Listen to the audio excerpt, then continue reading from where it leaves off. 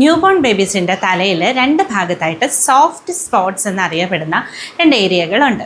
അതിനെക്കുറിച്ചിട്ട് നമുക്ക് ഡിസ്കസ് ചെയ്യാം. Hi there, this is doctor Aryadevi. കുഞ്ഞുങ്ങളുടെ ബ്രെയിൻ വളരുമ്പോൾ അതിനനുസരിച്ച് നമ്മുടെ ഈ ഒരു തലയോട്ടി വികസിക്കാൻ, വളരെ പെട്ടെന്ന് തന്നെ വികസിക്കാൻ വേണ്ടിയിട്ടാണ് ഇങ്ങനെയുള്ള രണ്ട് സോഫ്റ്റ് സ്പോട്ടുകളുള്ളത്.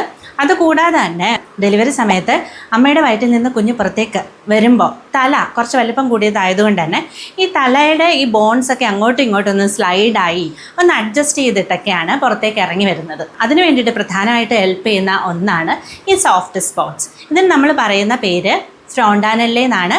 ഫ്രണ്ടിലുള്ളതിനെ ആൻറ്റീരിയർ ഫ്രോണ്ടാനെല്ലെ എന്ന് പറയും. തലയുടെ ബാക്കിലുള്ള ഫ്രോണ്ടാനെല്ലേന് പോസ്റ്റീരിയർ ഫ്രോണ്ടാനെല്ലെ എന്ന് പറയും. പോസ്റ്റീരിയർ ഫ്രോണ്ടാനെല്ലെ കുഞ്ഞിന് ഒരു 3 മാസമൊക്കെ ആകുമ്പോഴത്തേക്കിനും അടയും.